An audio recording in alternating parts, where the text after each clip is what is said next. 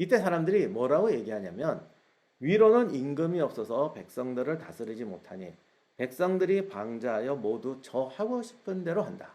그러니 임금을 세우고 나라를 세우고 보급을 정하자. 그러니까 뭔가 통합된 조직력을 발휘하기 위해서는 리더가 필요하다. 이렇게 해서 왕을 뽑으려고 했는데 누구를 뽑냐? 항상 이게 문제가 되죠. 누구를 뽑냐? 그때 양산 밑에 나정에 흰말이 내려와서 알을 낳았다. 그 알에서 박혁거세가 나왔다. 그래서 이 사람을 왕으로 세우고 이름을 박혁거세라고 했습니다.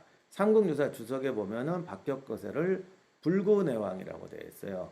내라는 건 되게 이두에서 니은 받침으로 쓰거든요. 그러니까 밝은 우리말로 하면은 밝은 왕이죠.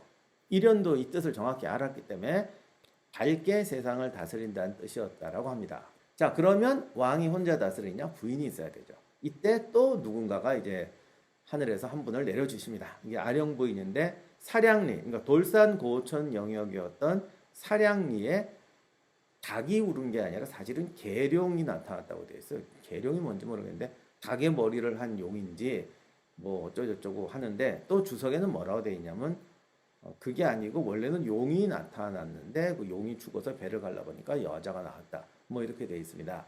근데 여기에 왜 닭이 왜 붙냐면은 나중에 이제 김씨가 계림에서 나왔다 그러고 하여간 닭 칠라의 지배청하고 닭이 어떻게 자꾸 연결이 돼서 그러다 보니까 그리고 이 닭이라는 건 고구려 주몽설화 할 때 말씀드린 것처럼 진짜는 닭이 아니라 어떻게 보면 그 피닉스 같은 그런 존재인 것 같아요.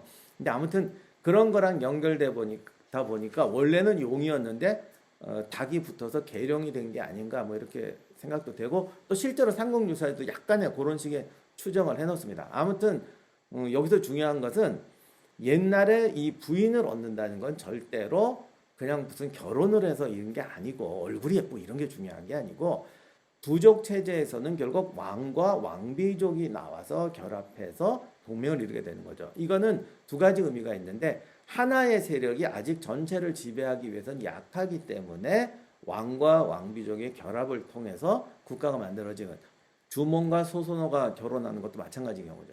또 하나는 너무 한 세력이 권력을 독점하지 않게 하기 위해서 왕과 왕비족이 만들어져서 권력을 분할시키는 구조라고도 볼 수 있습니다. 이것도 어떻게 보면 둘 다라고도 할 수가 있는데 지금 우리가 삼국시대 초기 기록들을 보면은 한 가문이 만들어져 갖고 쭉 이어진 것 같지만 사실은 대부분의 지금 학자들은 다 그렇게 보죠. 사실은 그게 아니라 이쪽에서 왕 한 번 하고 뭐 저쪽에서 왕 한 번 하고 또는 이쪽에서 왕 한 번 하고 저쪽에서 왕 한 번 하려고 했는데 어떻게 싸움 나다가 이렇게 되는 뭐 이런 과정으로 이야기도 하는데 신라의 경우를 봐도 처음부터 김씨가 아니었잖아요. 박씨였다가 석씨였다가 김씨였다가 이렇게 되다가 김씨 왕조로 내려오게 되죠. 이런 거는 이제 신라 기록이 훨씬 자세하고 정확한데 아무튼 이렇게 여러 성씨가 존재하다가 내려오는 걸 보여줍니다. 그러니까 아령 부인도 처음부터 사량부나 어느 쪽 세력이어가지고 둘이 결합을 시켜서 권력의 견제와 균형이라는 걸 만들어내는 장치였다. 그래서 둘 다 흰말, 용 이랬던 건데 이게 어떻게 그냥 섞이면서 조금씩 이야기가 바뀌었다고 볼 수 있죠. 이렇게 해서 박혁거세와 아령이 결혼하면서 신라라는 나라가 생기게 됩니다. 이때는 이름이 신라가 아니었지만 서라벌의 하나의 이제 도시국가 폴리스가 탄생하게 됩니다.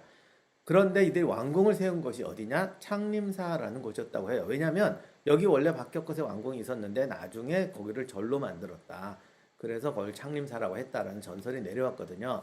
문제는 이 창림사 자리가 어디냐는 건데 이게 내가 진짜 아픈 추억이 있는데 제가 한국 고대 전쟁 처음 쓸 때 그때만 해도 창림사터가 확정이 안 되고 전해지는 창림사터라고 그랬어요.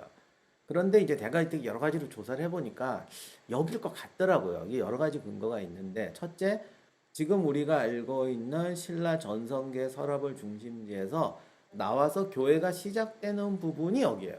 근데 재미난 거는 요 벌판을 뺑 둘러서 나정, 박혁거세가 탄생했다는 나정이 있고 창림사가 있고 여기 포석정이 있고 여기 오릉이 있어요. 그러니까 요 벌판 주변으로 박씨네 집안하고 관련된 것들이 쫙 깔려 있어요. 포석정도 경혜왕이 그곳에서 죽었는데 경혜왕이 그때 파티하다가 견훤한테 살해당한 게 아니고 뭔가 제사를 지내거나 이랬을 거다라고 지금 보고 있습니다. 그런데 이 경혜왕이 이제 신라 말기로 오니까 김씨가 어떻게 돼가지고 박씨왕이거든요. 요거를 보면 요 벌판 주변으로 능선과 산이 딱 얽혀요. 그리고 대체로 처음에 부족들이 왕을 뽑을 때는 두 가지 경우가 있는데, 가장 어떤 강력한 집단이 내려와서 그냥 확 누르면서 지배하는 경우, 주몽 같은 경우는 그렇게 볼 수 있죠. 그런데 여러 부족이 있어가지고 왕을 뽑을 때는 그 중에서 좀 약한 부족, 아니면 약한 부족과 강한 부족, 이렇게 결합시켜가지고 힘의 균형을 만드는 경우가 있습니다. 요런 걸 잘 보여주는 게 구약 성서에 이스라엘 부족이 12부족이 왕을 뽑을 때에 사실은 그 중에서 제일 약했던 최초의 왕 사울인데, 사울은 그 중에서 제일 약하고 뭔가 계열에서 10개와 2개가 있는데 이 2개 중에서 제일 약했던 베냐민 부족 출신이에요. 그러니까 이것은 왕이라는 강력한 군주를 뽑을 때라는 것의 위험성을 이미 알기 때문에 이런 걸 하는 것 같은데, 만약에 박씨 집안도 꼭 약했다고 볼 수는 없지만 아무튼 뭔가가 좀 이렇게 주류 안에서의 싸움이 아니라 좀 밖에 있는 사람들, 근데 이건 반대일 수도 있는데 외부에서 들어와서 외곽지대를 차지했던 강력한 부족일 수도 있습니다. 그건 여러 가지가 있을 수가 있지만 아무튼 박혁거세가 말에서 태어났다는 것도 그렇고 갑자기 뭐가 되는 거 봐서도 원래 있던 그 6개 촌락 중에서 약한 부족이거나 아니면 외지에서 들어왔던 어떤 강력한 부족이, 로물루스나 레무스처럼 뭔가 갑자기 파워를 가진 부족이 주변 사람들 설득해서 왕이 됐다, 이렇게 볼 수가 있는데, 아무튼 우리가 그 역사를 보면은 주몽 경우도 마찬가지고 로물루스도 마찬가지고 뭔가 그 선택된 지역에서 오손도손 잘 살던 사람이 새로운 세대로 이행하는 게 아니라 거기서 떨궈져 나왔거나 아니면 다른 데서 떨궈져 나와가지고 이쪽에서 온 사람들이 갑자기 세지는 경우가 많더라고요. 그런 거 여러 증거로 봐서는 오리지널 서러블이 아니라 이 외곽에 있는 집단, 뭔가 진취적이든 떨고 나서 진취적이든 움직여서 이동해 와서 진취적이든 간에 그런 집단이 왕이 되는 거 이거 맞는 것 같은데, 요래 가지고 이 얘기를 제 책에 쓰려고 했는데, 그때만 해도 창림사가 창림사 추정 지역이었어요. 근데 내가 이런 얘기를 쫙 하려고 그러니까 이게 지금은 제가 유튜브에서 로물루스 얘기도 하고 주먹 얘기도 막 했지만 그땐 그런 얘기 아무도 안 했을 때거든. 그러다 보니까 누가 주변에서 막 말리더라고. 형님, 그 가뜩이나 당신 증거 없이 얘기한다고 뭐 뇌피셜이라고. 지금도 저한테 그런 얘기하는 사람들이 많은데 제가 맹세코 얘기하지만 내가 근거 없이 얘기하는 게 아니야. 사람들은 자기가 알던 얘기, 친숙한 얘기는 근거가 없어도 근거가 있다고 생각하고, 그거보다 훨씬 많은 증거를 들이대고 새로운 얘기를 해도 새로운 얘기하면 근거가 없다 생각하는 게 너무 많아요. 근데 그때 이제 그런 경우인데, 가뜩이나 그런 거 많은데, 당신 책에 좋은 얘기 많은데 요거는 사람들이 분명히 이건 네가 소설 쓴 거다고 그럴 거다, 그러니 좀 참아라 막 이러더라고. 그래서 이러다가 내가 그냥 참았어. 요 얘기를 싹 빼고 되게 줄여서 썼는데, 책 나오자마자 거기 발굴을 하더니 그게 창림사가 확정이 돼가지고 내가 정말 열받아 죽는지. 근데 뭐 지금 생각해보면 내가 그것도 지나고 보니까 내가 그때 그렇게 썼다고 해서 사람들이 야 저분이 무슨 신통력이 있구나 뭐 대단하구나 그랬을 것 같지도 않아요. 그냥 저 혼자서 앞으로는 신념을 가지고 내가 옳다고 생각하는 건 절대로 가야겠다. 나는 평생 그렇게 살아왔다고 생각했는데 10번 그러다가 딱 한 번 안 그러면 꼭 이런 일이 터지더라고요. 그래서 내가 지금 이렇게 말하는 건 억울하다가 아니라 신념을 가지고 끝까지 가자. 자, 아무튼 이렇게 돼서 박격거세 설화는 끝납니다. 자, 그러면 박격거세를 통해서 국가가 만들어졌다는 것에 대해서 우리가 어떤 의미를 찾을 수가 있느냐?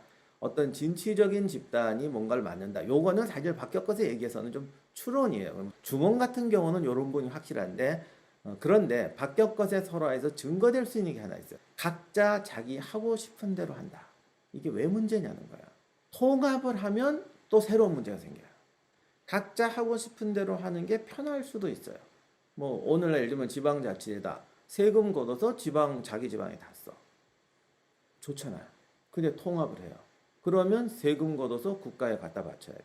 그때 가장 많이 나오는 게 국방비야. 젊은이들이 우리 동네에서 일하는 게 아니라 뭐 군대 가서 저기 딴 동네 가서 봉사해야 돼. 목숨을 걸고. 근데 얘들이 또 가서 나라를 위해서 하는 건지 가서 권력자 밑에 가서 사병이 되는지 이것도 애매한 문제야. 옛날 국가를 만났을 땐 그런 게 많죠. 그러고 보니 이게 얼마나 손해보는 거야. 내 돈과 우리 젊은이들을 가지고 우리를 압박할지 이거 애매하잖아. 그리고 또 문제가 있어. 국가를 위해서 공정하게 사용한다고 해도 문제가 있어요. 예를 들면 전쟁이 났어요. 군대에 간 어떤 청년이 맹경을 해서 싸워서 장군이 됐어. 그런데 걔가 그냥 우리 동네 살았으면 우리 동네에서 서열 10번째에서 2번째야. 걔 서자야. 그래서 힘은 센데 애가 뭐 저거 하니까 저기 그냥 저 외양간만 고치게 해라 이러고 쓰고 있었는데 갑자기 전쟁 나서 가더니 장군이 돼서 돌아왔어. 우리 마을에서 제일 높은 촌장님보다 더 높아. 이렇게 되면 갑자기 이게 서열이 막 바뀌잖아요. 이걸 못 보죠. 자기네 동네에서 체제가 유지된다면 걔는 절대 장군이 될 수가 없어요. 얘가 갑자기 가더니 이게 돼버려요. 척춘령도 그런 경우잖아. 동네 완전히 깡패였잖아. 말 못할 깡패였는데 이게 전쟁터 나가더니 뭐 윤관이 뭐 내 아들아 이래가지고 최고 권력자의 양아들처럼 돼서 결국 최고 권력자가 됐어. 이거를 어떻게 봐. 그래서 각자 하고 싶은 대로 한다는 게 우리끼리 사는 게 편한 거예요. 그런데 왜 그럼 갑자기 통합을 하자고 그러냐. 통합하지 않으면 더 큰 일을 당하게 생겼거든. 사람은 결국 선택이에요. 결국 이들이 개인이 제멋대로 하기를 포기한다는 것은 더 큰 위험이 찾아왔기 때문이에요. 그게 뭘까? 국가가 만들어지는 데는 내적 요인과 외적 요인이 있다고 그랬습니다. 신라의 경우는 보이지 않는 바로 외적 요인이에요. 어떻게 보면 박혁거세나 이런 사람들이 슬슬 들어오는 것도 좀 이상하지만 이제 삼국사기로 넘어가서 삼국사기를 보면 박혁거세가 왕이 된 다음에 제일 먼저 벌어진 사건이 뭐냐? 바로 이렇게 되어 있습니다. 외인이 군사를 이끌고 와서 변경을 침범하려다가 시조가 거룩한 덕을 지니고 있다는 말을 듣고 되돌아갔다. 이 거룩한 덕이 정말 덕일까? 이전에는 6개 촌락이 분리되어 있어서 분대를 받자 그거밖에 없었는데 갑자기 얘들이 동맹을 맺더니 6개 부족이 연합한 6개 연대가 6개 연대 넘어갈 거야. 이때는 중대라고 할까요? 6개 중대가 공격해 온다. 시조가 거느리. 이게 거룩한 덕의 실체예요. 결국 이 시대라는 건 외구가 들어오고 또 박혁거세 좀 있으면 석탈에도 오지만 뭔가 주몽의 시대와 마찬가지로 지역마다 통합이 되고 국가가 만들어지고 또는 거기서 떨궈져 나온 집단들이 이동하고 침공하는 게 활발해졌던 시대라는 거죠. 일본석이라는 책은 연대를 정확하게 특정할 수가 없어서 좀 문제긴 하지만 대체로 요맘때 보면 배를 만들었다. 그리고 나라를 만들어서 뭔가 이 나라라는 건 물론 도시국가 수준이지만 뭔가 어디 나가고 침공하기 시작한다. 신라라는 나라가 있더라. 이런 기록들이 일본석에 나옵니다. 이건 어쨌든 걔들이 왔다는 거죠. 그리고 박혁거세가 받아들였던 세력 중에 호공이라는 집단이 있는데 일본에서 건너왔는데 박을 차고 건넜다. 이게 뭐 박을 차는 게 실제로 그런 풍속이 있다고 그래요. 더운 지역에 사는 사람들은 요즘 말 수통 차듯이 박을 차고 다녔다고 그러더라고. 그러니까 그런 건너온다. 이거는 아직 그러니까 우리가 아는 그런 영역 국가가 만들어지기 전에 소규모 도시국가 단위가 만들어질 때는 주민들의 이동이 활발하거든요. 그리고 나중에 보면 신라 연호랑 세원여도 좀 나중에 건너가 그러잖아. 그러니까 이게 벌써 우리 한반도에서도 이주 집단이 생기고 그 다음에 일본이나 어느 다른 지역에서도 벌써 들어온다. 나중에 아무튼 외지에서 집단 이동이 시작되고 있다. 어쩌면 박혁거세와 아령 부인도 이주에 들어온 집단일 수 있다. 그것이 꼭 외국이 아니라 로물루스, 레무스처럼 있던 지역에서 어떤 떨궈져 나온 집단일 수도 있지만 아무튼 여러 집단의 이동이 시작되니까 사회의 내적 분열, 외적인 침공 이런 것 때문에 단합해서 국가가 만들어지더라. 그래도 주몽의 이야기는 사실 외부의 세력의 침공이라는 부분이 조금 약하고 뭔가 주몽이 나가서 나라를 만드는 부분이 강조되어 있지만 신라의 건국사를 보면 반대로 환인 지역에 살던 사람들이 있었는데 주몽이 들어와서 이렇게 그렇죠. 주몽 이야기가 환인 지역에 살던 소선호나 연타발의 입장에서 쓰여진 기록 같은 게 박혁거세의 실화라고 할 수가 있어요. 두 이야기의 경통점은 결국은 내적인 사회 변동, 외적인 역동성 이런 것이 만나서 사회 체제를 유지하기 위해서는 우리가 더 크고 강력한 국가, 더 상위의 조직, 통합력을 갖춰야겠다. 이런 동의하에서 만들어진 게 국가라는 것입니다. 다음 시간에는 백제 이제 건국설화를 살펴보도록 하겠는데 요거는 또 다른 이야기. 국가 건설 과정에서 만들어진 또 다른 측면을 아주 흥미롭게 보여주고 있습니다. 다음 시간에 뵙도록 하겠습니다.